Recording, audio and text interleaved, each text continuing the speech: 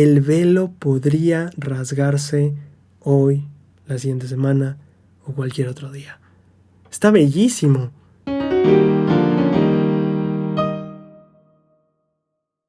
Estimada gente de YouTube, sean bienvenidos una semana más a su canal. Hoy vamos a hablar de Doctrina y Convenios 62 al 64.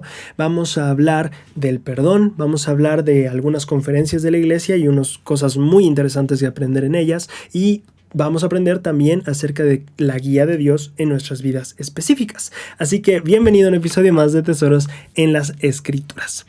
Antes de comenzar, recordarte que este miércoles pasado en nuestro programa de 3 semillas se estrenó el video de Injusticias Exasperantes del elder Dale G. Renlund, así que si no lo has visto, recibe una súper cordial invitación para verlo. Mira, ese error ya me alegró el día. Muy bien, quiero empezar a abrir el video de hoy con el versículo de poder de Cindy Sarai.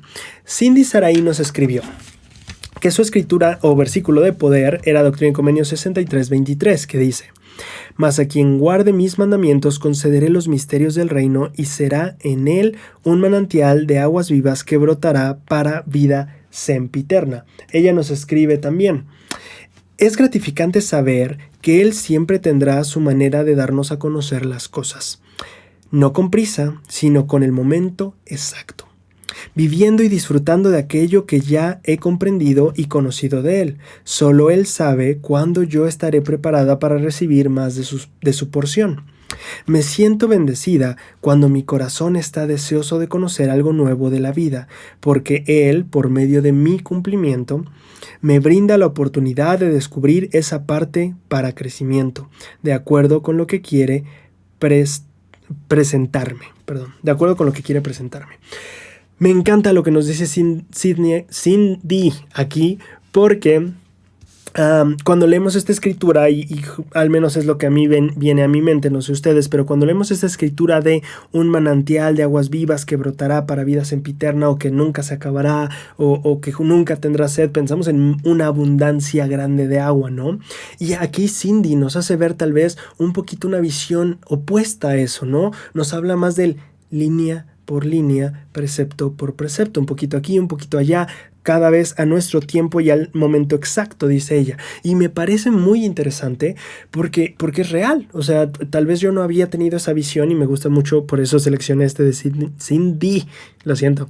Porque sí, no debemos de pensar, o sea, esta fuente de aguas vivas es interesante, será abundante, pero tampoco nos va a ahogar. Entonces tiene la porción exacta, viene en el momento que lo necesitamos, un poquito aquí, un poquito allá, y de hecho se relaciona muchísimo con lo que queremos aprender este día o en este video acerca de la guía de Dios en nuestra vida. Y la verdad es que, por lo menos para mí, Cindy me ha cambiado bastante la visión en cuanto a esa escritura, a pensar que esa fuente que no se acaba no tiene que ser una fuente que se inunda todo, sino más bien una fuente que da en el momento de necesidad, justamente para que no nos dé sed. ¿Tiene sentido? Entonces, muchísimas gracias, Cindy, por compartir tu versículo de poder, y muchísimas gracias a todas las personas que compartieron su versículo de poder.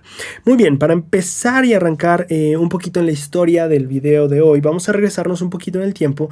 Vamos a pensar en el momento en el que ellos están regresando de Missouri, llegando a Kirtland.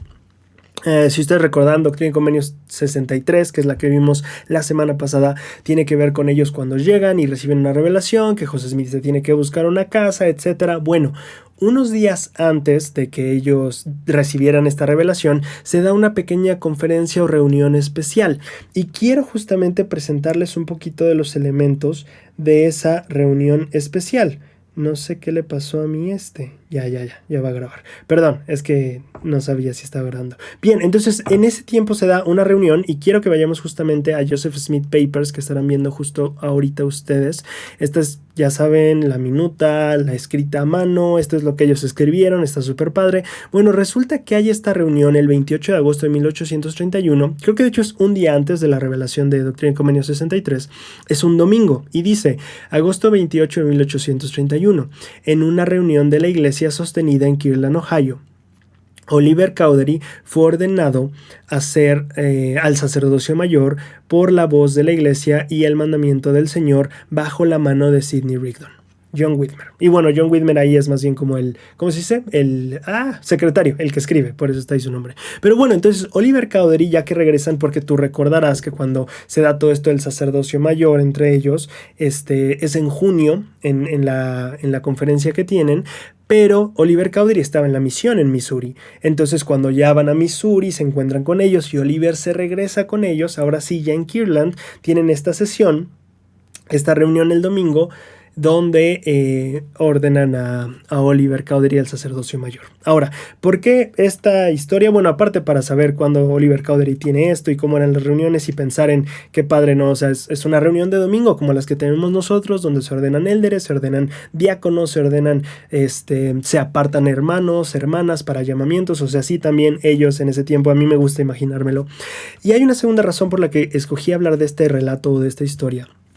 Y es que es muy interesante, como podrán ver o pudieron ver en la imagen, como menciona que Oliver Cowdery se le ordena al sacerdocio mayor. Y esto ya es un tema que hemos tocado. Quiero retocarlo otra vez por dos razones.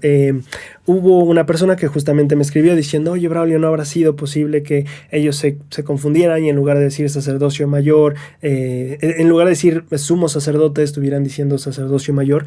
Y claro, tiene sentido en inglés. High priest es sumo sacerdote y high priesthood es sacerdocio mayor, o sea, solo cambia el priest a priesthood, entonces solo es un cambio ligero y tiene muchísimo sentido. Aquí el rollo y lo interesante es que pues todos los documentos dicen sacerdocio mayor, ninguno dice sumo sacerdote. Entonces aquí yo quiero hablar solo un poquito de asuntos históricos y vamos a hacer un breviario muy rápido de algunos asuntos históricos. ¿Por qué? Un día recibí un correo de una hermana que me decía, Braulio, estuve leyendo el manual que tú lees también, el de Instituto, el de Doctrina y Convenios, que hoy no lo vamos a usar, pero bueno, y me sorprendió ver un relato donde decía que José Smith y Oliver Cowdery estaban traduciendo el Libro de Mormón y de repente sintieron la impresión de que debían ordenarse mutuamente al sacerdocio de Melquisedec y que así fue como pues se restauró el sacerdocio de Melquisedec. Y ella decía, y a mí me impacta porque en ese relato no menciona a Pedro, Santiago, Juan y todo esto. Entonces la hermana andaba un poco preocupada por el asunto. Entonces yo creo que es súper importante y quiero hacer este breviario por eso, porque a medida que nosotros profundizamos en la historia, que es lo que le contaba a ella, vamos a encontrar toda clase de documentos y de historias. Algunos documentos o historias, como ya hemos visto, a veces tienen estas como dice, discrepancias históricas. A veces encontraremos documentos opuestos o documentos que no coincidirán con lo que nosotros entendemos, ¿no? O con lo que comprendemos que pasó. Aquí, por ejemplo, es algo súper interesante. Ya hemos hablado de que en junio fue la primera vez que se usó el término sacerdocio. Después de un año y cacho de haberse restaurado la iglesia, nunca se usaba el término sacerdocio, literalmente. Por las connotaciones negativas que la gente percibía de esa palabra.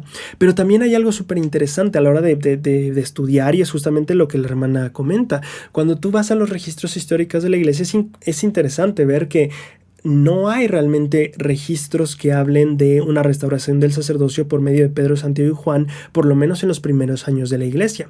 Los primeros registros que ya hablan de Pedro, Santiago y Juan restaurando el sacerdocio llegan hasta 1834, 1835. O sea, ahorita en el momento histórico en el que estamos tú y yo en Doctrina y Convenios, no hay una creencia dentro de la iglesia, o al menos no hay evidencia de ella, de que creyeran en que Pedro, Santiago y Juan restauraron el sacerdocio, ¿no?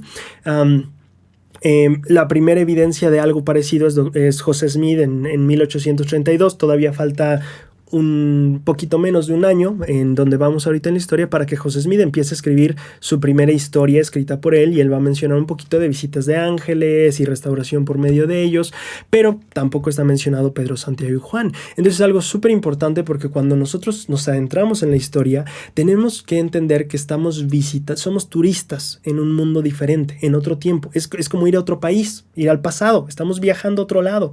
Entonces tenemos que, cuando estudiamos historia, tener la mente abierta de entender que muchas veces vamos a encontrar cosas diferentes, incluso en las creencias mismas, ¿no? Como la hermana lo encontró, ese relato que habla de José Smith y Oliver Cowdery simplemente diciendo, ¿sabes qué? Vamos a ordenarnos tú y yo al sacerdocio de Melquisedec y se acabó. También vas a encontrar, como ya no sé si se los leí o se los compartía, justamente esto que dice que en junio pues se recibía el sacerdocio de Melquisedec por primera vez y que José Smith se lo confirió a alguien más y después ese alguien más llamado Lyman Wright, ya me acordé, se lo da a José Smith, y así es como se instaura el sacerdocio de Melquisedec en la iglesia. Es como lo deja escrito José Smith y lo deja escrito también uno de los Pratt que les decía. Entonces es importante entender o tener la mente abierta para saber que vamos a encontrar cosas diferentes, ¿no? Habrá un tiempo en el que la palabra de sabiduría se creía de cierta manera. En el tiempo de Brigham Young, por ejemplo, no se tomaban sopas calientes porque eran bebidas calientes. En el tiempo de Brigham Young estaba mal, era lo mismo tomar alcohol que tomar sopa caliente porque eran bebidas calientes, ¿no? Entonces era una percepción diferente de la palabra de sabiduría. El diezmo, por ejemplo, ¿no? Ahorita en esta revelación que vamos a ver, menciona el diezmo, y quien no diezme o quien diezme no va a sufrir la quema, algo así dice la escritura. Es importante entender que en ese tiempo el diezmo no es lo que hoy conocemos como el diezmo. De hecho, en toda la vida de José Smith, el diezmo no fue lo que hoy conocemos como diezmo. Eso fue después, ¿vale? Entonces es importante, cuando viajemos al pasado, recordemos esta parte de no sacar escrituras fuera de contexto, que cuando el Señor hablaba de diezmo ahí, la gente en ese tiempo no vivía una ley del diezmo como la que tú y yo vivimos actualmente en la iglesia. Recuerda, en ese tiempo era la ley de consagración y mayordomía. El diezmo o las ofrendas eran eso, no era un 10% de algo. Aunque en el mundo cristiano sí lo fuera regularmente, la iglesia no tenía una ley de nada como la que tiene hoy, ¿no? Entonces, cuando tú estudias historia y cuando estudiamos doctrina y convenios, por eso es tan importante el contexto histórico, porque estamos visitando un lugar diferente, estamos viajando al pasado, es otro país, si quieres ponerlo así, ¿no? Entonces, siempre que viajemos en esto, hay que tener una mente abierta de saber que vamos a encontrar cosas un poquito diferentes, un poquito, no tal vez como las conocemos hoy. Y si lo vemos desde el lado de nosotros como creyentes, simplemente es parte de una iglesia viva y que va desarrollándose y creciendo, ¿no? Entonces, bueno, solo quiero mencionar esto por justo dos razones. Uno, es nuestra historia y es importante conocerla. Es importante meternos en saber dónde estaban las personas, qué es lo que percibían, qué es lo que no sabían o qué es lo que no creían, porque eso también impacta lo que va a pasar después, ¿no? Y dos, también para saber qué onda con, bueno, por ejemplo, es una cosa que mucho se ocupa en la crítica a la iglesia, ¿no? Esto de que Pedro, Santiago y Juan se mencionaron hasta años después del inicio de la iglesia. Sí es cierto, no hay evidencia de que se haya mencionado, tampoco hay evidencia de que no, es como, bueno, es una cosa de lógica que no me voy a parar a explicar ahorita. Pero bueno, el punto es que para mí es importante que tú y yo sepamos que cuando estamos investigando el pasado debemos de saber que estamos viajando a un lugar diferente al presente, ¿vale? Muy bien.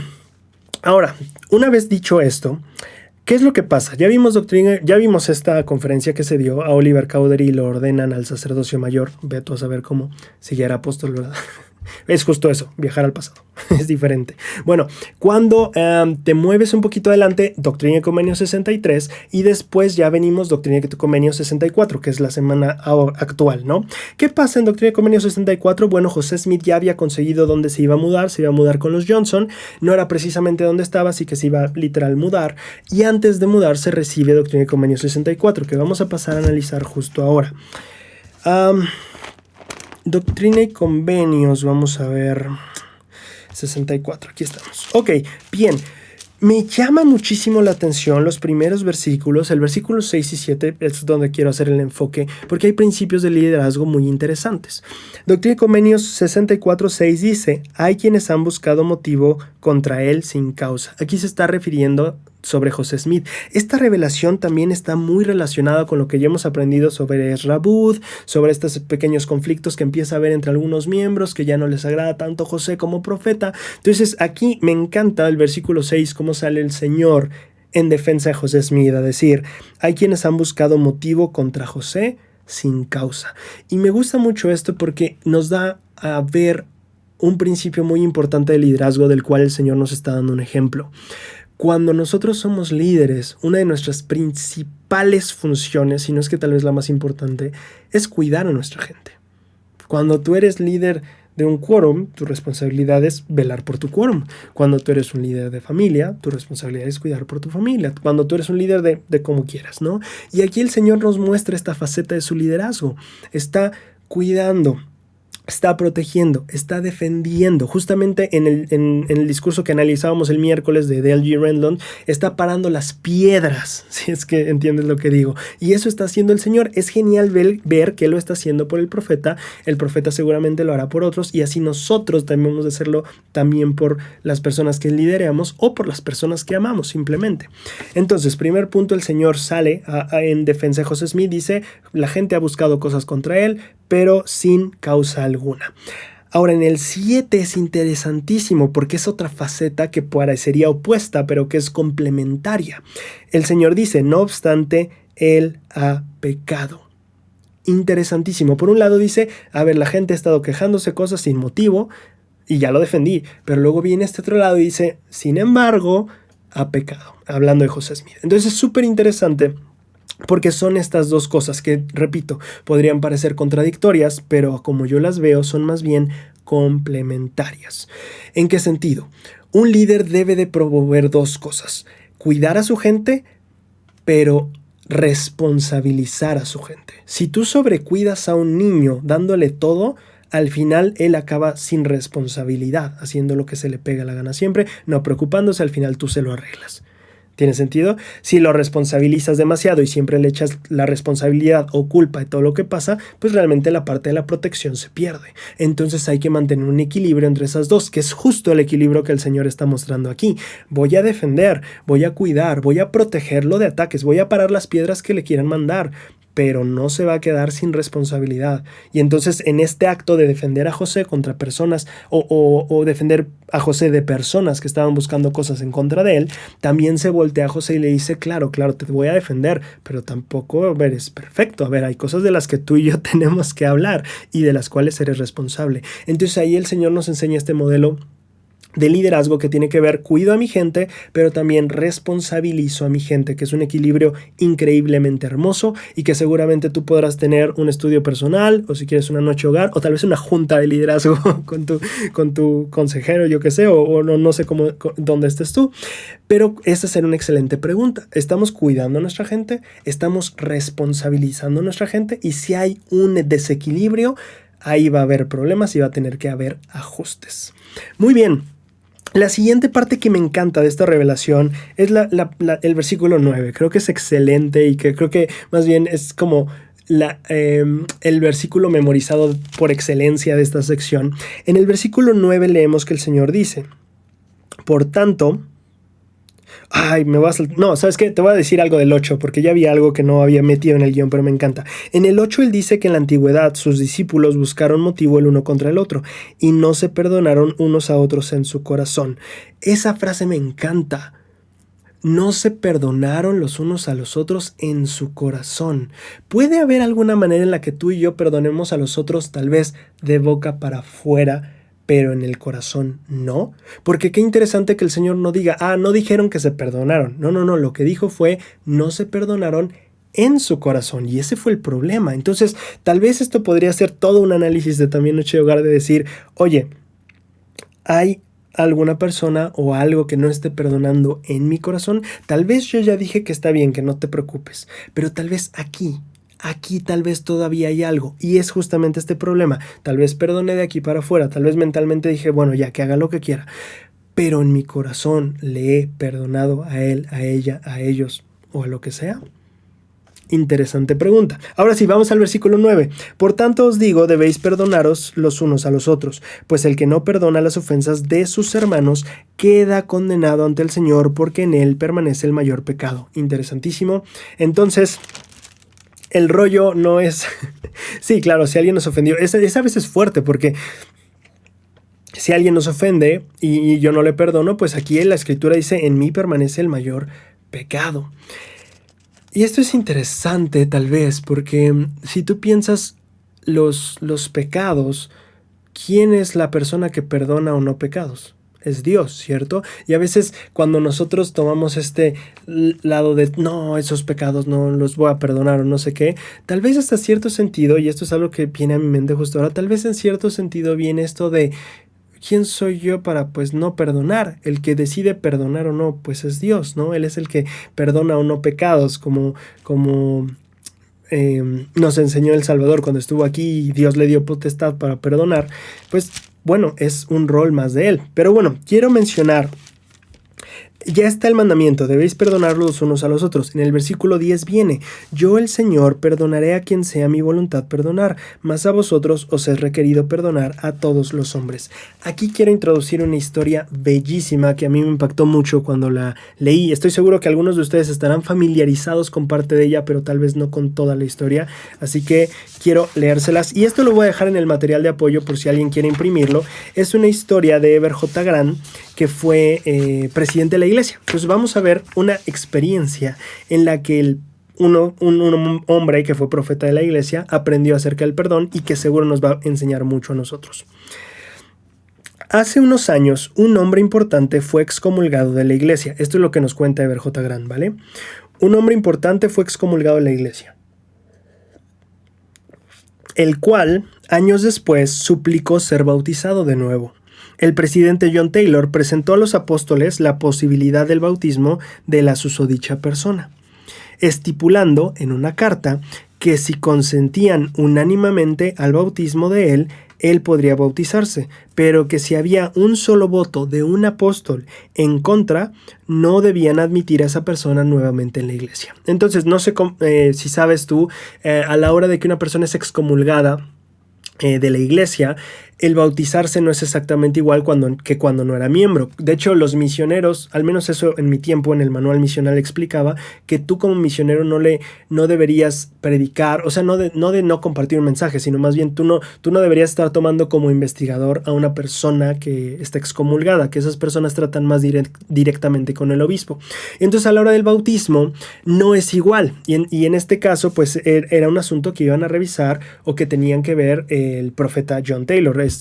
No sé si todavía es, ahí les quedó mal, no sé si todavía es una decisión que toma el profeta, no sé si ahora ya se toma a nivel más local, pero bueno, en ese tiempo John Taylor, que era el profeta, tenía la decisión, y entonces le dijo a los apóstoles: ¿saben qué? Yo no la voy a tomar, la van a tomar ustedes 12, pero esta es la condición, todos tienen que estar de acuerdo en que sí. Si hay una sola persona de ustedes apóstoles que dice que no, entonces la respuesta es no. Y les dejó la tarea a los 12 apóstoles, ¿vale? Un año y cachito después, perdón, no es cierto. Si recuerdo bien el escrutinio, hubo 5 votos a favor del bautismo y 7 en contra. Un año y tanto después, el asunto se sometió nuevamente a votación. El resultado fue 8 votos a favor, 4 en contra. Posteriormente, hubo otra votación, 10 votos a favor del bautismo y solo 2 en contra. Entonces estaban cada vez como que los apóstoles estaban más de acuerdo en que sí se le readmitiera al hermano. También pues ya pasaba el tiempo, ¿no? El hermano tal vez demostraba más este deseo de verdad querer regresar a la iglesia a través del tiempo, ¿no?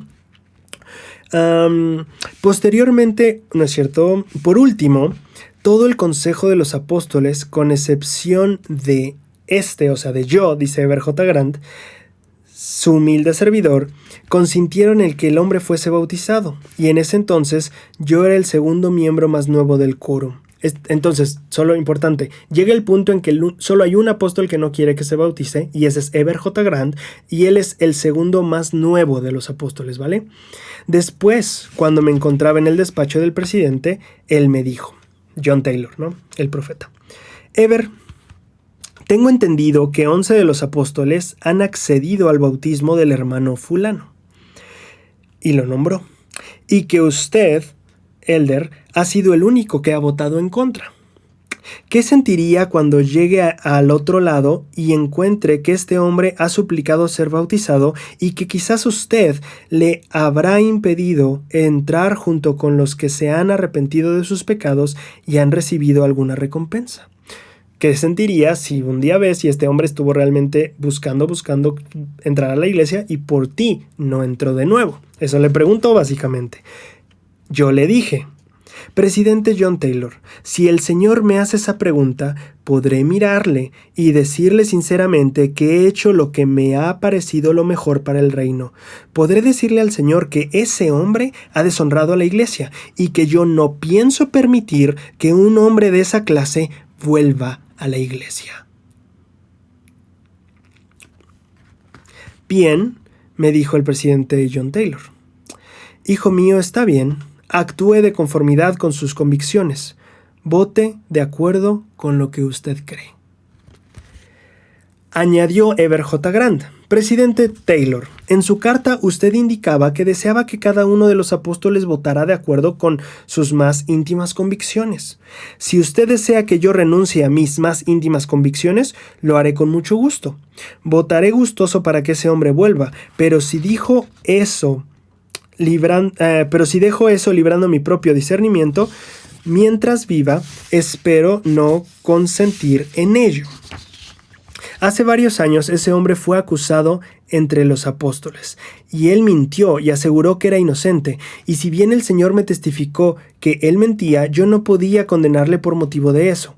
Aquella noche de rodillas le supliqué al Señor que me diese fuerzas para no poner al descubierto a ese hombre, sabiendo que había mentido y que no se contaba con más evidencia que el testimonio de la muchacha a la que él había persuadido a tener relaciones íntimas con él. Supliqué entonces al Señor que algún día se presentaran más testimonios del asunto, y así sucedió. Entonces lo excomulgamos. Y si un hombre miente a los apóstoles, siendo culpable, mientras afirma haberse arrepentido del pecado cometido, creo que, en ese hecho, esta iglesia ha sido suficientemente difamada para que no se le permita volver más a la iglesia. Es un hecho interesantísimo. La persona tuvo un consejo disciplinario con los apóstoles por alguna transgresión, supongo pues íntima, dice aquí, con una chica. Y como no tenían los testimonios suficientes para acreditar el hecho, pues simplemente no se le trató como culpable, sino como inocente, pero él sabía que estaba mintiendo y le mintió. Y Eber J. Grant oró, dijo: Señor, yo sé que él está mintiendo, por favor que haya más testigos. Hubo más testigos, lo excomulgaron y ahora él quiere volver. Y Eber J. Grant dice: no, esta persona se burló de los apóstoles, les mintió en la cara a los profetas de Dios. No debería volver a la iglesia. Bien, me respondió el presidente Taylor. Hijo mío, no vote usted a favor mientras usted esté vivo. Mientras tenga esas ideas, actúe de conformidad con sus convicciones. Salí de la oficina del presidente y me dirigí a mi casa. Por ese entonces yo estaba leyendo Doctrina y Convenios por tercera o cuarta vez, de principio a fin, de forma sistemática, y tenía puesto el marcador de los libros en las páginas en la que había quedado.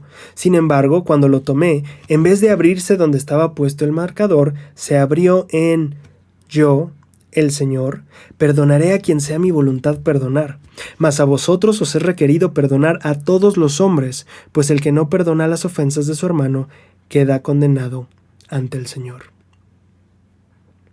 Cerré el libro y me dije: si el diablo solicita el bautismo y afirma haberse arrepentido, yo lo bautizaré. Después de haber almorzado, regresé a la oficina del presidente Taylor y le dije: presidente Taylor, he experimentado un cambio de corazón.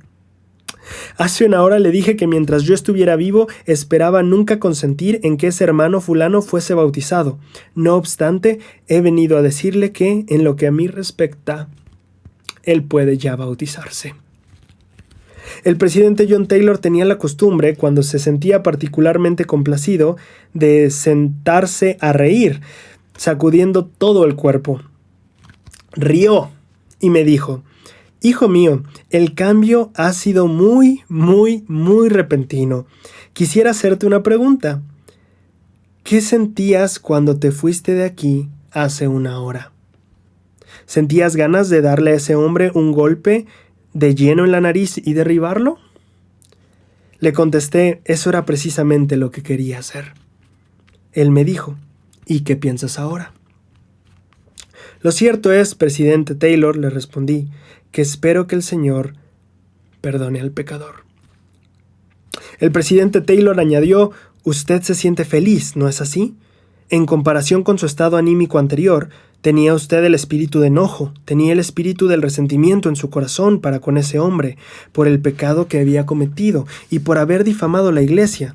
Pero ahora tiene usted el espíritu de perdón y se siente en verdad contento, ¿no es cierto?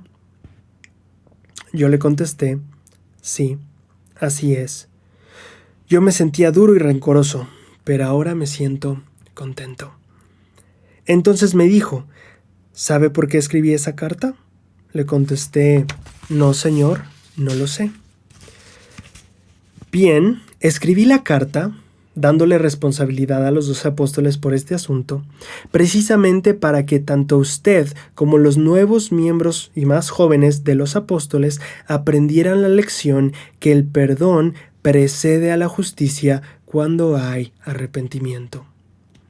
Y para que aprendiesen que tener el corazón y para que aprendiesen a tener en el corazón el espíritu de perdón y eliminar del alma al espíritu del odio y del rencor, brinda paz y regocijo. Lo voy a repetir. Aprender que tener en el corazón el espíritu de perdón elimina el espíritu de odio y de rencor, brinda paz y regocijo. Para que supieran que el Evangelio de Jesucristo da alegría, paz y felicidad a toda alma que vive de acuerdo con Él y que sigue sus enseñanzas.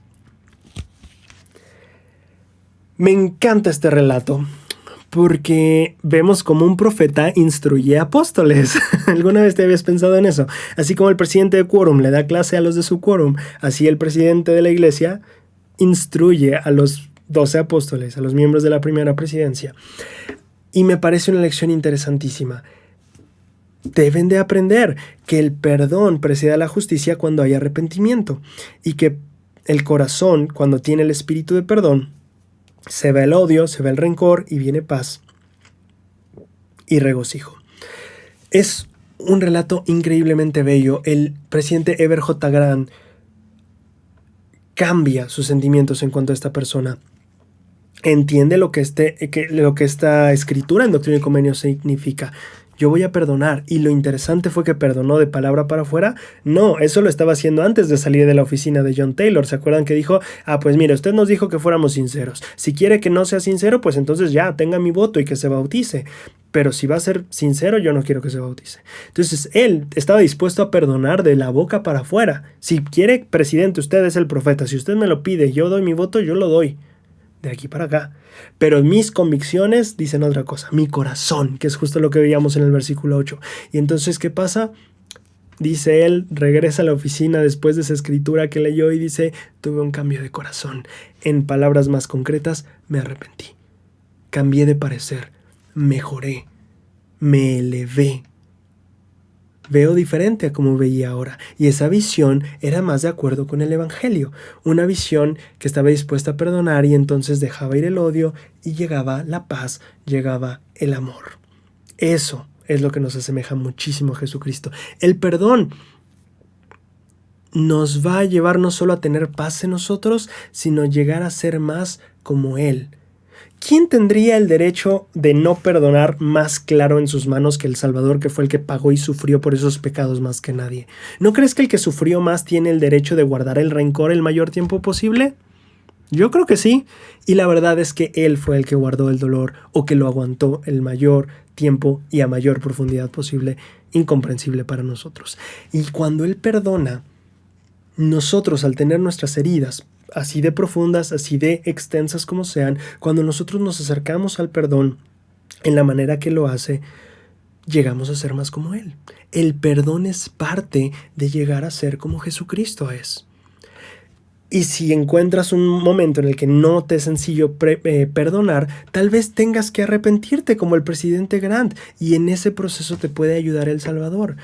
Si no puedes sacar ese rencor de tu corazón, entonces acude al Señor y Él puede ayudarte.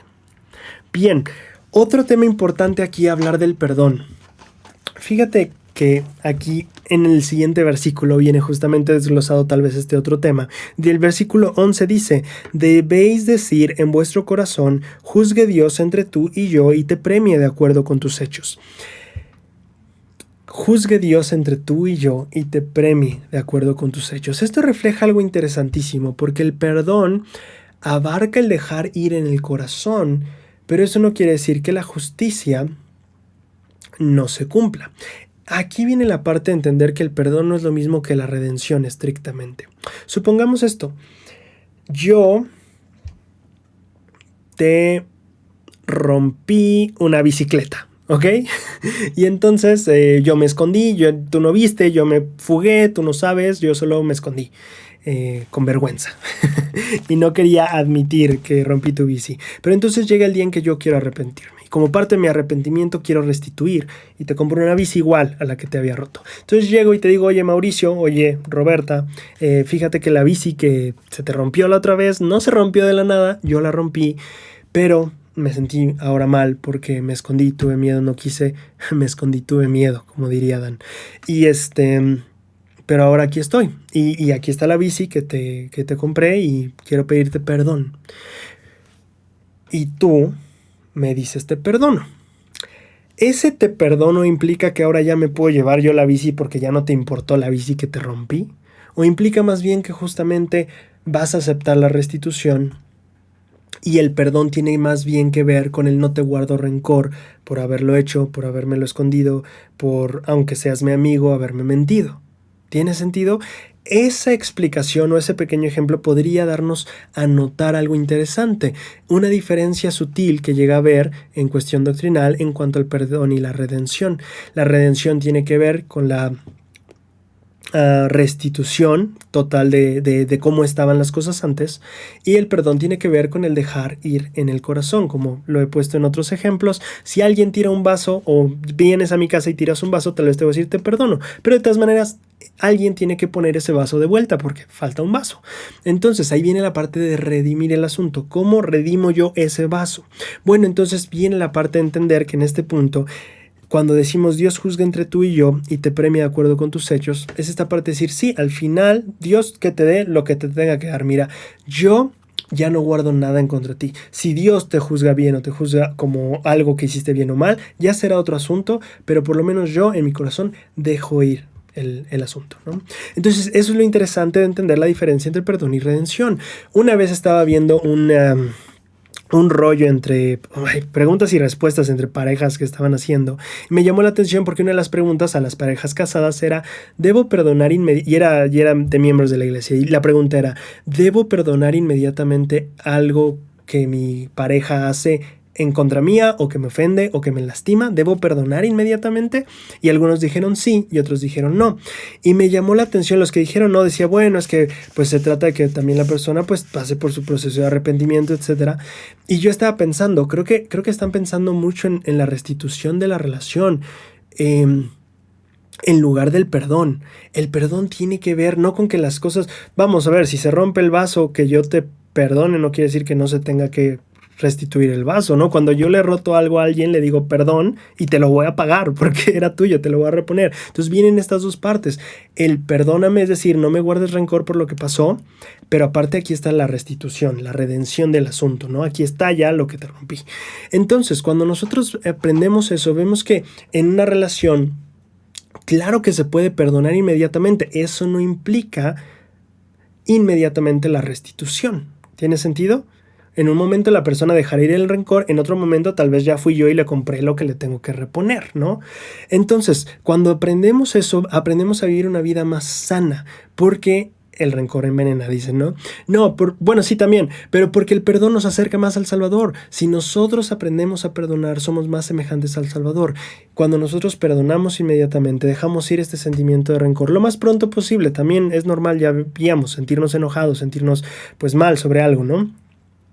Pero cuando este rencor ya pasó de esa emoción natural y momentánea, debemos de dejarlo ir y la restitución vendrá ya en diferentes maneras. Es importante tener esta claridad. También es lo mismo en cuanto al Salvador. Cuando entendemos que el Salvador no solo nos ayuda a obtener perdón, sino también redención, vemos la expiación en una cosa más amplia. No solo permite que podamos tener esta relación sincera y libre con nuestro Padre, sino también que el vaso que se rompió no lo tengo que pagar yo, lo va a pagar Él. ¿Tiene sentido? Eso es lo que hace la expiación por nosotros, y al entender nosotros esa diferencia, podemos interactuar mejor con las personas ejerciendo el perdón, no forzosamente la restitución, pero sí el perdón inmediatamente, lo más inmediato que se pueda, y también comprendiendo más lo que el Salvador hace por nosotros. Entender la diferencia entre perdón y redención es fundamental para desenvolvernos en la vida, ser más como el Salvador, pero también entender el papel que el Salvador tiene en nuestras vidas. Bien, seguimos con la siguiente sección de Doctrina y Convenios. Lo que pasa aquí es bastante interesante y aquí vamos a ir a justamente otra parte de Joseph Smith Papers, porque lo que pasa en este tiempo es que hay bastantes conferencias y tal vez ya no nos va a dar tiempo de verlas. A mí me hubiera encantado poder leerles algunas de estas conferencias, pero lo que pasa realmente, como lo escribió John Whitmer, ¿sí fue John Whitmer el historiador de la iglesia? Creo que sí. Como lo escribe John Whitmer, varios en este punto de la iglesia empezaron a apartarse de la iglesia, y en las minutas de las reuniones y de estas conferencias que van a tener bastantes en este mes de agosto, septiembre, octubre, todo eso, hay varias minutas que tú vas a encontrar y que va a decir, pues encontró que tal hermano, después de los testigos presentados, pues se le quitó su derecho como para predicar como elder, ¿no? Haz de cuenta como suspendido si quieres, ¿no? O sea, sigue siendo miembro de la iglesia y todo eso, pero los derechos de predicar y de hacer todo esto, pues ya no los tiene, ¿no? En este grupo de personas entra Ezra Booth y un montón de personas, bueno, no un montón, tal vez como unas 6, 7, que por lo menos me dio tiempo de leer algunas minutas, que no conozco muy bien, pero Ezra Booth iba en ese grupo de personas que en septiembre ya no se les permitió predicar. Bueno, ahora viene una parte muy interesante y bastante delicada, porque vamos a hablar de un incidente de abuso. Específicamente hablando de uno infantil. Y este es un tema tal vez un poco delicado y tal vez igual que la vez pasada les digo, no voy a ser muy explícito en este aspecto, pero tal vez solo para los que sean sensibles por el tema. Resulta que hay una reunión el 21 de octubre de 1831 donde asisten todos estos élderes que son José Smith, Oliver Cowdery, John Whitmer, Peter Whitmer, Sidney Rigdon, Frederick Williams, Luke Johnson y Stephen Burnett. Y entonces resulta que después de que, les lo voy a leer, después de la oración que hace Sidney Rigdon, llama en cuestión o pone en cuestión el caso de dos hermanos, William Cahun y Peter Dovolvi, supongo que se pronunciará, quienes habían sido acusados por alguno de nuestros hermanos de haber ofrecido un abuso, o más bien ejercido un abuso, al hijo, no sé si es hijo o hija, porque en inglés child puede ser hombre o mujer, entonces a uno de los hijos pequeños del hermano Newell K. Whitney. Ustedes recordarán, Newell K. Whitney era este hermano que recibe a José Smith en su tienda, que le dice, hey, yo soy el profeta, has estado orando porque yo viniera. Bueno, esta familia, Newell K. Whitney. Entonces resulta que estos dos hermanos están siendo acusados de haber abusado de uno de los... Es que Whitney tenía dos hijos, ya se me olvidó el nombre de él y de ella también, pero eran dos hijos pequeños, tenían 9 y 7 años, el niño 9 y la niña 7, más o menos en este tiempo. Y entonces resulta que estos dos hermanos son acusados justamente de, pues, ejercer abuso contra esos infantes. El hermano, en este punto de la reunión, el hermano Frederick G. Williams se levanta y dice que él estaba en la reunión con los hermanos en Kirtland, cuando el hermano William Cahun, que es justo uno de los que están acusando, que estaba presente y quien habló en una amplitud, o sea, habló mucho, considerablemente, por el Espíritu del Señor, como él lo supuso. Y también el hermano Peter Devolvi declaró que él estaba lleno del Espíritu de Dios, pero había confesado anteriormente que él sí ejerció este abuso al niño, pero no a satisfacción de los padres del niño. Pues claro. Mira, fue la niña, porque dice her parents. Fue la niña, esta Sarah Ann Whitney, creo que se llama. Sí, Sarah, se llama Sarah. Entonces, esta niña de 7 años. Entonces, no sé, es un tema súper delicado, pero me llama mucho la atención. Yo no sabía de este caso. Estos días que estuve investigando me enteré de esto en esta minuta. Entonces, ¿qué pasa? Por tanto, se vota en la conferencia, que es la opinión no dudosa de tomar en consideración el testimonio y llevarlo delante de ellos. Por tanto, se votó en esta conferencia y se mandó a nuestros amados hermanos José Smith Jr. y Sidney Rigdon a la iglesia en Kirtland para poner estas decisiones de la conferencia y llamar a estos dos hermanos para que hicieran el suficiente reconocimiento de sus pecados o fueran procesados de acuerdo a la ley de la iglesia. Se cerró con una oración por parte de José Smith y Oliver Cowdery fue el que registró y fue secretario de la conferencia. Súper delicado el asunto. Aquí estamos viendo al menos a mi conocimiento, el primer caso de un abuso hacia un infante en la iglesia. Es un tema súper delicado, pero me pareció muy interesante encontrarlo y creo que es muy importante al menos tocar algunos puntos aquí importantes. En todos lados hay personas muy buenas y hay personas no tan buenas. En cualquier iglesia las hay, en cualquier organización, tal vez también en cualquier empresa, en cualquier fundación.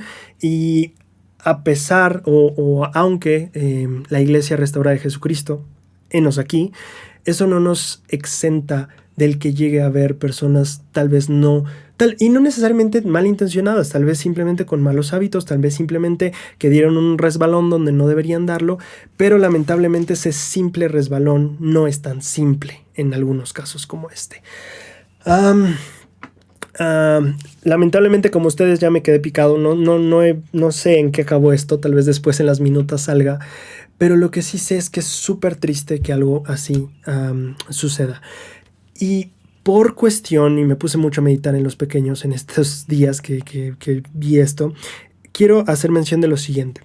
En la actualidad en la iglesia ha llegado a haber casos semejantes, y espero aquí no ser como la persona que saque los trapitos al sol, simplemente son cosas que pasan y que creo que es importante que justamente en nuestro liderazgo de proteger gente y de mantener responsable a otro grupo de gente, sí se toque.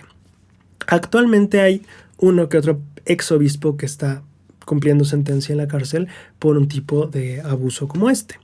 También por ahí me enteré del caso de un ex misionero que también actualmente, mientras tú ves este video y yo estoy hablando, cumplen una sentencia en la cárcel por exactamente un abuso de este tipo hacia menores de edad. La mayoría de los obispos y la mayoría de los misioneros, ustedes y yo los conocemos, son geniales, son gente maravillosa, son gente espiritual, buena, semejantes al Salvador y nos acercan a Él. Pero siempre va a haber esas pequeñas excepciones que se abren para que os suceda un desastre como lo que estaba sucediendo ahorita en la iglesia. Este es un caso muy delicado y por seguro que no es divertido ni agradable. La iglesia desde 2018 adaptó su norma de entrevistas si podemos decirlo tal vez por estas situaciones. Si ustedes y yo vamos al nuevo manual que se está actualizando de servir en la iglesia, que pues era el manual 2 y el manual 1, ahora van a ser uno solo. Si ustedes van al punto 31.1.1, que es de las entrevistas de dignidad, hay una parte interesantísima que se agregó desde 2018, que dice lo siguiente: las entrevistas de dignidad deberían ser privadas. Sin embargo, la persona que está siendo entrevistada puede invitar a otro adulto a estar presente. La iglesia tiene una norma que creo que es importante que todos nosotros conozcamos. Un niño, un adulto, un adolescente, sea quien sea, puede pedir que otro adulto de confianza esté con él en la entrevista. Sí, y esto es importante que lo sepan, como hablábamos antes de educación de nuestra propia sexualidad y nuestro cuerpo y todo eso. Si un niño se siente incómodo, debe de saber que esto está, ¿vale? Y aquí no quiero promover alguna desconfianza hacia un obispo. Repito, los obispos son personas increíbles, son ejemplos, son de lo mejor de lo mejor. Pero siempre Satanás mete sus manos donde no debería meterlas. Y para eso tenemos que ejercer un poquito esta parte de proteger. Entonces, esta norma es importante. Obviamente nuestros niños o nuestros adultos, incluso nuestros jóvenes, no la van a conocer si no se las dicen, y si no se las dice el obispo o sus padres, y si no, ¿cómo se las va a decir el obispo o sus padres si ellos no las saben? Entonces, por lo menos yo quería hacer aquí este breviario de saber que lamentablemente se dio ese caso en Kirtland en ese tiempo. Lamentablemente ha sucedido en algunas ocasiones en la iglesia en estos últimos días o en estos últimos 20 años, si quieres. Pero tenemos una norma que está ahí por algo y debemos ser conscientes, y por lo menos que nosotros, la gente, los jóvenes, las jóvenes, los niños, las niñas, sepan que si en algún sentido una entrevista de dignidad los está poniendo algo incómodos, ellos tienen todo y el pleno derecho, y hasta yo diría el deber. Si te estás sintiendo incómodo, debes de invitar a un adulto, tu papá, tu mamá, alguien de confianza, para que esté contigo en esa entrevista. Es una norma de la iglesia. Eso se puede hacer, está en el manual, ¿vale?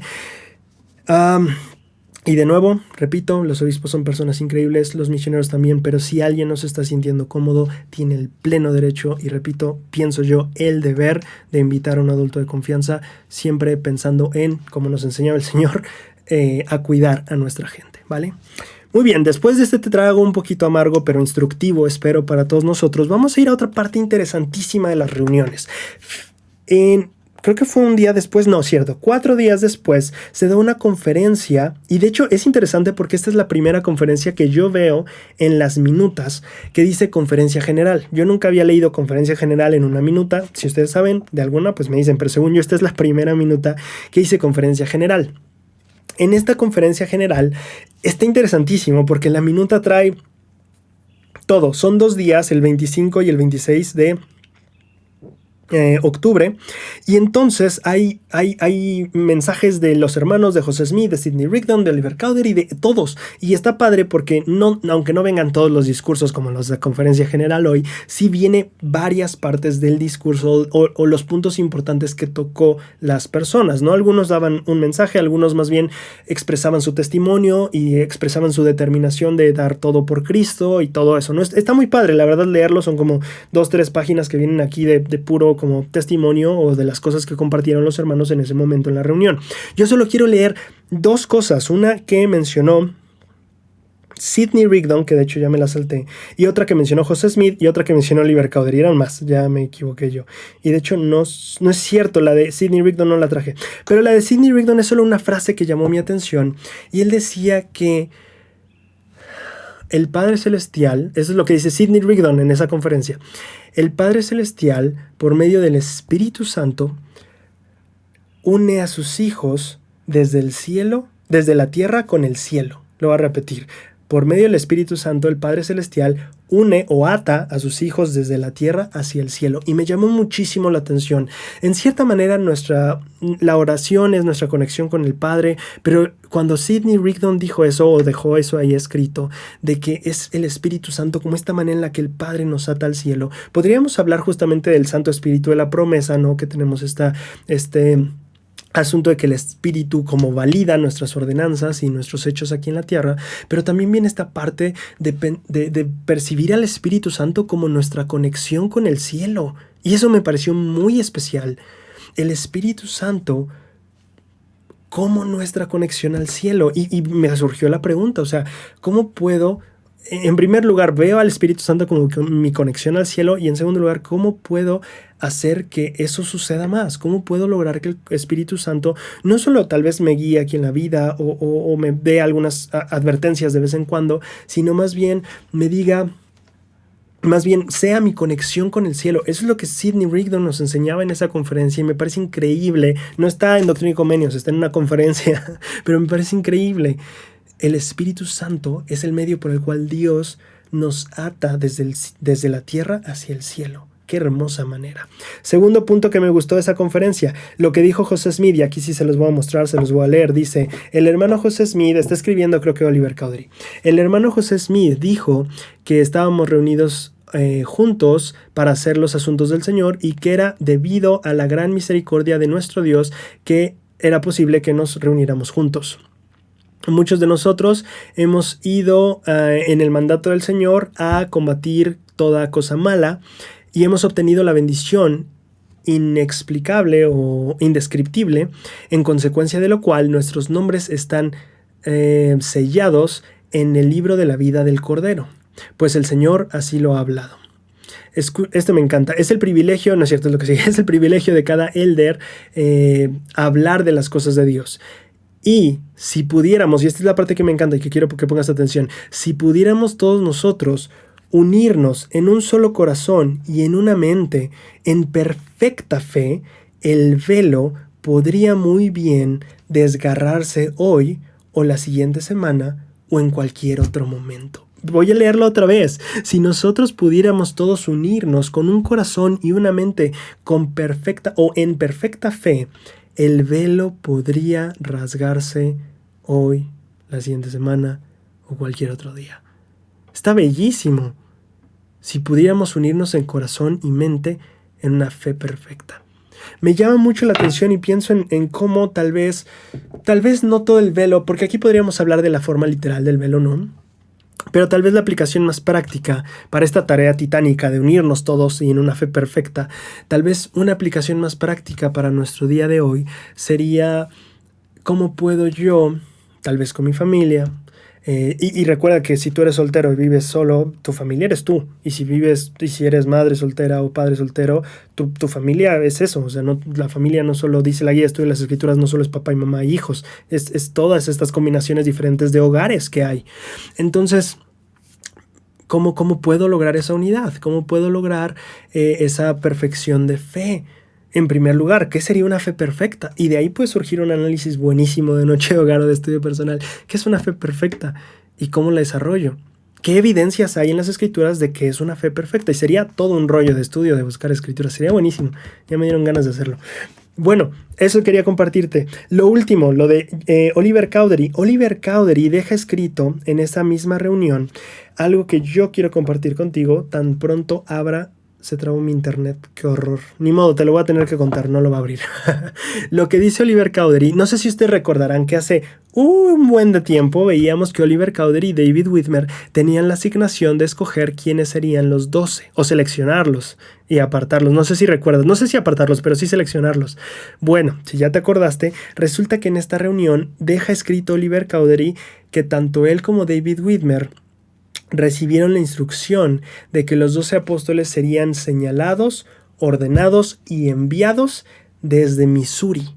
Entonces aquí es un adelanto a esto de la reorganización de la iglesia. Ahorita como te venía diciendo al inicio, o sea, tú no puedes ver la iglesia exactamente como la vemos ahorita. En ese tiempo no había 12 apóstoles, en ese tiempo no había 70, no había que hombres, mujeres, jóvenes, no había ni sociedad de socorro. Es más, ni José Smith era el presidente de la iglesia. Ese título se le va a sostener en unos meses, todavía nos falta en la historia. Todavía no tenía consejeros, estaba no era como lo es ahora, ¿no? Entonces, esto está padre y a mí me emocionó porque en esa conferencia súper larga de 2 días en los que hubo testimonios, hubo esta parte de la gente renovando sus convenios y diciéndonoslo, o sea, hoy quiero renovar mi convenio con Dios, de servirle, de darle todo, de consagrar, o sea, veías a la gente hablando de eso. Y entonces en ese momento David Whitmer y Oliver Cowdery dicen, hemos recibido la dirección, en Missouri va a ser el asunto y se va a formar el quórum de los 12. Entonces, a mí me parece emocionante porque es como ir armando una pieza de un rompecabezas llamado Iglesia Restaurada de Jesucristo y que vamos viendo cómo se van poniendo una pieza a la vez. Bien, ya vamos a pasar ahora sí a las secciones y en la primera sección... En la sección 65 solo quiero hablar del versículo 6, no quiero tardarme mucho porque quiero abarcar más en la última sección. Me parece interesante que el versículo 6 dice...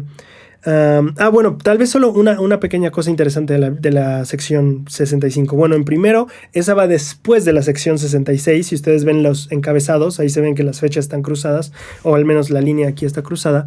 Pero lo que deja José Smith escrito sobre la sección 65 es que dice, recibí la siguiente oración.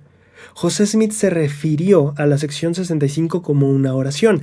Y tal vez la estructura gramatical no sea tanto de una oración hasta el versículo 6, pero me parece interesante que José Smith la describió como una oración que recibió por revelación. En el versículo 6 ahora sí dice, por tanto, extiéndase el reino de Dios para que venga el reino de los cielos. Es súper importante tener clara esta diferencia. Nota aquí en esta oración inspirada por Dios, o revelada más bien, no inspirada, revelada. Hay diferencias entre eso que es muy interesante también. Bueno, hay diferencia. Aquí dice, extiéndase el reino de Dios para que venga el reino de los cielos. Hay una diferencia entre el reino de Dios y el reino de los cielos. Uno diría, pero pues ¿cuál? ¿No Dios vive en el cielo y ahí a su reino? Pues sí, también. Pero cuando hablamos del reino de Dios, nos referimos a nosotros, a la iglesia. El reino de Dios en la tierra somos tú y yo y todos los miembros de la iglesia que buscamos anhelosamente llegar a ser como Cristo. Nosotros somos el reino de Dios. El reino de los cielos es lo que, pues, no sé si decir allá arriba, pero espero que me entiendas. Hay esa diferencia interesante, así que qué genial pensar en eso. Y podría ser una pregunta de análisis. ¿Qué tan seguido me veo yo como parte del reino de Dios? ¿Y qué papel me gustaría formar en ese reino? Porque actualmente estás en el reino de Dios. Si eres miembro de la iglesia, bautizado, confirmado, bienvenido, si no sabías, pero estás en el reino de Dios.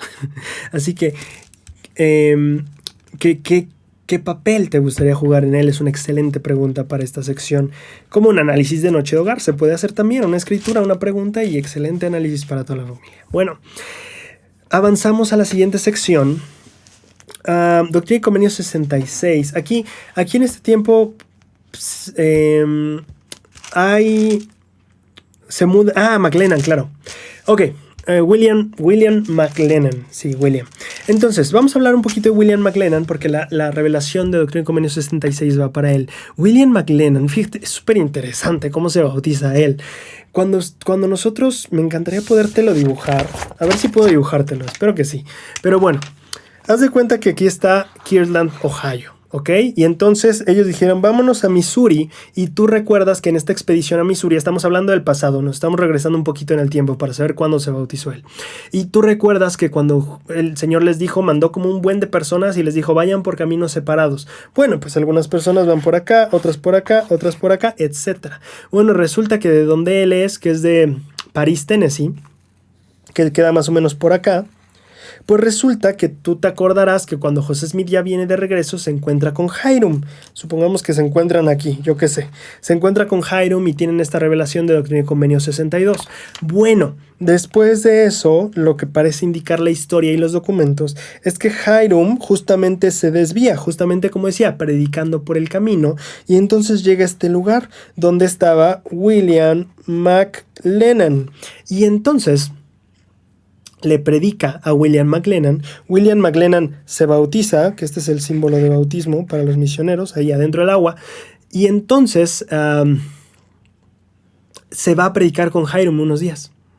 Entonces predica con Hyrum, no sé si predica rumbo a Missouri o predica aquí, yo no estoy seguro, solo sé que predica con Hyrum un par de semanas, o sea, se convierte y predica. Esos son los miembros poderosos, ¿no? De los que te estás bautizando y ya estás predicando.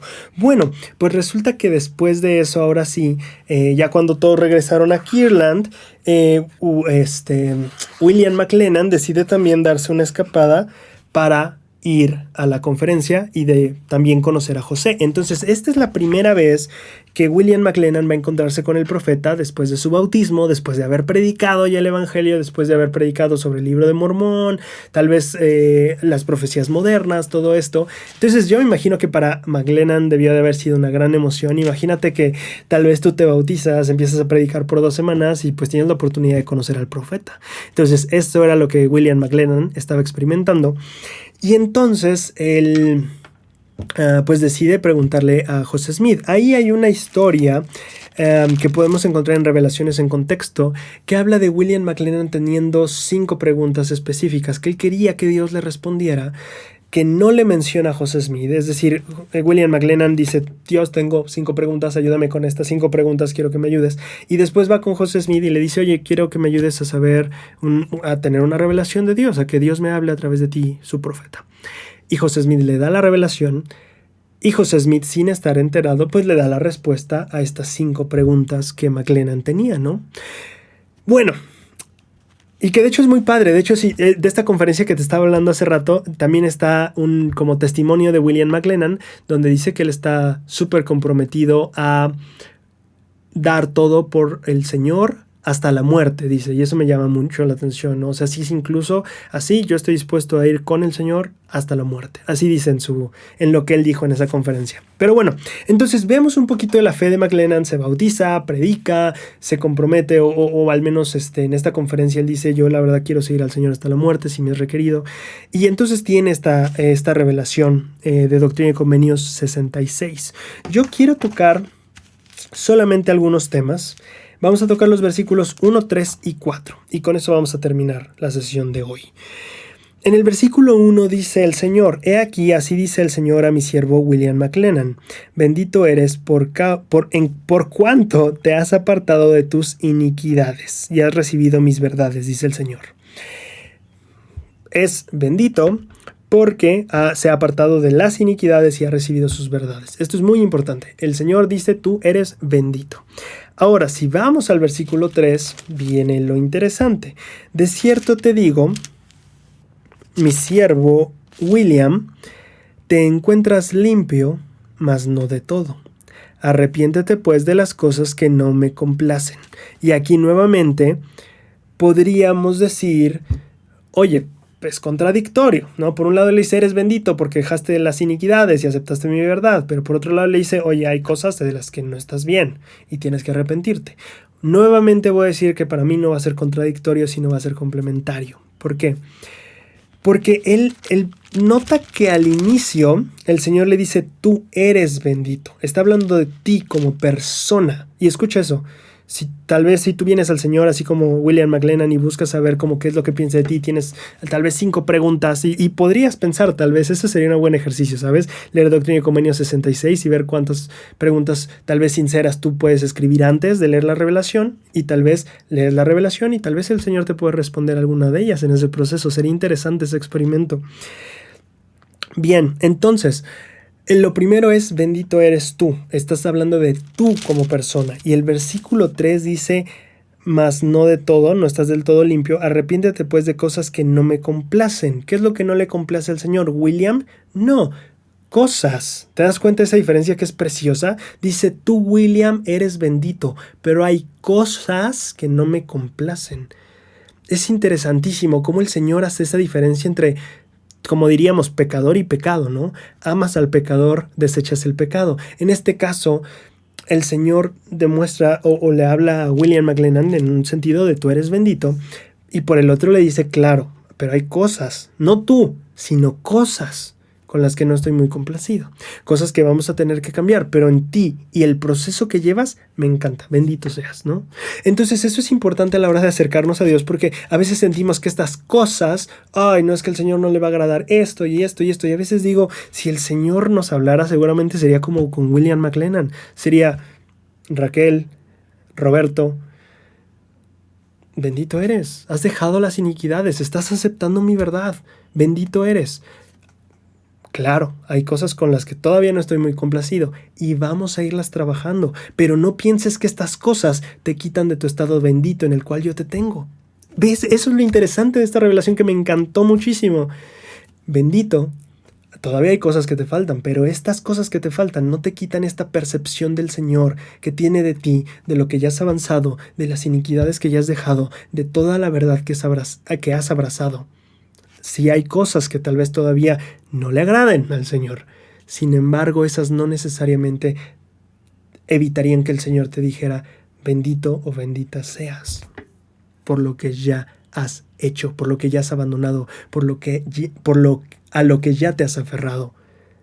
Está hermosísimo. Ahora,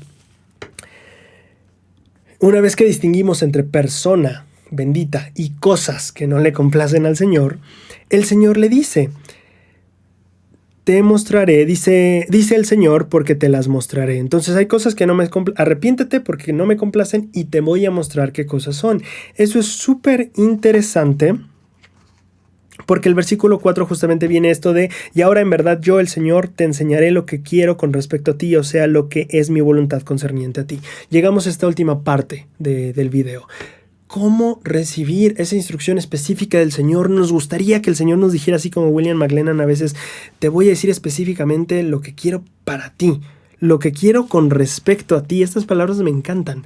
He preparado también en los materiales que pueden imprimir un extracto de un discurso que habla acerca de las cosas que podrían faltarnos. Este es un discurso dado por el elder Larry R. Lawrence, llamado ¿Qué más me falta?, en la conferencia de octubre de 2015. Este discurso es brutal, es de los discursos de conferencia general que yo siento que van a pasar los años y van a seguir siendo los mejores discursos. El elder Larry R. Lawrence nos va a contar de algunas experiencias que podrían ayudarnos a nosotros a entender cómo encontrar esa guía específica de lo que el Señor quiere con respecto a nosotros, ¿vale? Vamos a averiguar cómo. Dice el elder Lawrence, el presidente Harold B. Lee enseñó, todo el que desee alcanzar la perfección debe preguntarse en alguna ocasión, ¿qué más me falta? Conocí a una fiel madre que se humilló y preguntó, esto nos lo cuenta el elder Lawrence, esta madre preguntó, ¿qué es lo que me impide progresar? En su caso, la respuesta del Espíritu llegó de inmediato, deja de quejarte. Esta respuesta la sorprendió. Nunca se había considerado una persona quejumbrosa.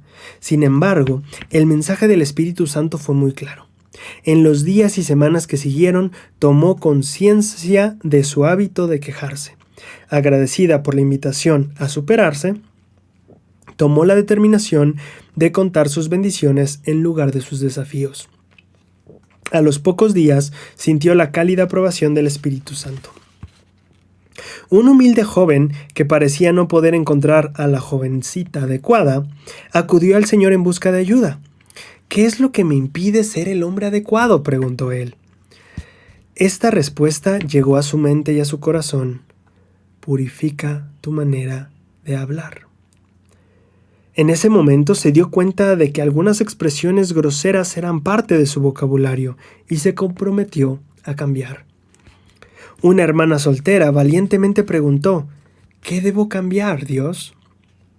Y el Espíritu le susurró: no interrumpas a las personas cuando estén hablando. El Espíritu Santo en verdad brinda consejos personalizados, dice el elder Lawrence. Es un compañero absolutamente honesto y nos dirá cosas que nadie más sabe o tiene el valor de decir. Esto es importante. ¿Cuál es la mejor manera de recibir? Dicen las Escrituras. Preguntando, pidiendo, tocando, llamando, dicen, ¿verdad? Entonces, aquí cuando el Señor dice que nos va a mostrar o que nos puede mostrar lo que Él quiere con respecto a nosotros, muchas veces lo único que se necesita es pedir: Señor, ¿qué más me falta? Ahora, esta es una pregunta que yo sugeriría a todos. Si tú quieres perfeccionarte, dice el presidente Harold Billy, necesitamos preguntarnos en algún punto: Señor, ¿qué más me falta? Tal vez somos benditos, tal vez ya hemos abandonado cosas como McLennan, tal vez ya hemos abrazado muchas de las verdades, o tal vez todas las verdades del Evangelio. Sin embargo, tal vez habrá cosas que el Señor sabe y que quiere decirnos, como en McLennan, pero a veces falta el que nosotros digamos: Señor, ¿qué más me falta? A veces el Señor respeta tanto tu albedrío respeta tanto tu albedrío que no va a decirte cosas que no quieres saber. A veces va a ser tan respetuoso en ese aspecto. Entonces, a veces requerirá que preguntemos. Ahora, si tú eres una persona que ya está, yo lo recomiendo totalmente. Pregunta. Arrodíllate, haz una oración y que sea para eso la oración. Señor, hoy vine a hablar contigo para saber qué me falta. Ahora, si tú ya eres alguien que está trabajando en algo, que está mejorando, tal vez ya hablamos de esto del sacramento, tal vez tú estás preparando una ofrenda del Señor diciendo: ¿sabes qué? Estoy trabajando en mejorar mi vocabulario, estoy trabajando en, ¿sabes qué? Educarme más como persona, lo que sea que estés trabajando. Tal vez yo no recomendaría esa pregunta porque ya estás trabajando en eso que el Señor ya te ha indicado que mejores, ¿no? Eso sería como cuando José Smith le insistió al Señor sobre las páginas, 16 páginas o el 116, o sea, no, si el Señor ya te dio algo y ya te dijo: esto es lo que tienes que hacer, pues trabaja hasta que puedas tal vez rendirle el resultado y decir: ya está, Señor, ¿qué otra cosa? ¿Qué sigue? Lo que sí tal vez podrías hacer, si tú ya tienes algo en lo que estás trabajando, que el Señor ya te ha dicho que debes mejorar, tal vez la pregunta es: Señor, ¿en qué debería enfocarme más? ¿O qué debería ajustar para no perder el equilibrio en este trabajo de mejorar esto que me has pedido? Esas serían muy buenas preguntas para alguien que ya tiene algo que está mejorando. Señor, ¿en qué me enfoco? ¿O qué estoy descuidando en este proceso? Esas serían preguntas que definitivamente no serían repetitivas para el Señor, o simplemente no mostrarían al Señor que, pues sí, dame una lista grandota, porque aquí viene la parte. ¿Recuerdan lo que hablábamos al principio de esta fuente abundante que no tiene que ser una fuente que nos ahogue, sino, como nos decía Cindy, una fuente que nos da cuando la necesitamos? Bueno, el elder nos dice también: el Espíritu no nos dice que mejoremos todo a la vez. Si lo hiciera, nos desanimaríamos y nos daríamos por vencidos. El Espíritu trabaja con nosotros a nuestro propio ritmo, como diría Cindy, en el momento exacto. Un paso a la vez, o como el Señor enseñó, línea por línea, precepto por precepto, y benditos son aquellos que escuchan mis preceptos, pues a quien reciba le daré más. Nota eso: un precepto, otro precepto, y quien escucha mi precepto, este pequeñito que ya le di, eso que tal vez ya te dijo mejora, antes de que pidas otro precepto, pon atención a este precepto que él ya te dio. Enfócate en él. Tomará tiempo, sí, a veces tomará días, semanas, meses o algunos hasta años. Toma el tiempo, ajústalo con él, que él te vaya dando, ahora sí que esa guía personal, en qué me enfoco, qué debo de seguir viendo de esto, qué tal vez debo de saber que es algo que va a tomar más tiempo y tal vez puedo despreocuparme en el sentido de que no se va a cumplir esta semana o no voy a acabarlo en un mes. Creo que toda esa guía el Señor, no, más bien no creo, sé que esa guía el Señor te la puede dar y va a ser dos cosas: una relación con el Señor más placentera para ti, pero dos, también un trayecto más ameno, ¿vale? Por ejemplo, si el Espíritu les ha instado a dar gracias con más frecuencia y ustedes responden a esa invitación, entonces tal vez Él sienta que sea hora de que ustedes avancen hacia un desafío mayor, como aprender a decir, lo siento, fue mi culpa. Un paso a la vez. Recuerden que... checa esto, checa qué relacionado está con la revelación de McLennan. Versículo 10. Procura no verte abrumado. Qué interesante que el Señor le dice, mira McLennan, hay cosas que hacer, eres bendito, pero hay cosas y vamos a trabajarlas y yo te voy a decir. Y en el versículo 10 le da una advertencia. Ojo, en todo este proceso, en todo lo que vamos a hacer, me encanta esto. Procura no verte abrumado. Y lo dice en mandamiento, no es te recomiendo, no, es procúralo. ¿Tiene sentido? Entonces, en todo este proceso, no olvides que las cosas que todavía no están bien en ti o las cosas que todavía quieres perfeccionar con el Señor, eso no te quita este estado maravilloso en el que Dios ya te ve, por lo que ya has logrado, por lo que ya has avanzado, por lo que ya has hecho y también por las cosas que ya has dejado atrás. No pienses que las cosas que faltan le resta a lo que ya has hecho. 2. El Señor te puede guiar personalmente y lo va a hacer a medida que tú lo busques y atiendas los preceptos por preceptos que te va a ir demostrando. Y 3. En todo este proceso, no te abrumes. Recuerda que esta es una carrera larga, no una carrera corta. Es un maratón, no una carrera de 100 metros. Entonces, tenemos esta vida, el milenio, y el Señor nos va a mostrar muchas cosas. Espero que todo esto que hemos aprendido te ayude a tener una perspectiva más amplia de el perdón y de cómo llegar a ser más como el Salvador, de lo que se puede lograr si unimos nuestros corazones en fe y el rasgar el velo, y que ahora puedas ver cómo el Señor te puede guiar y que en esta semana tengas excelentes experiencias a medida que buscas la guía del Señor en tu estudio de Doctrina y Convenios. Olvidé decir que ese es mi versículo de poder, pero lo es y espero que lo hayas notado. Me encanta mucho. El Señor te puede guiar personalmente y te mostrará lo que quiere referente a ti.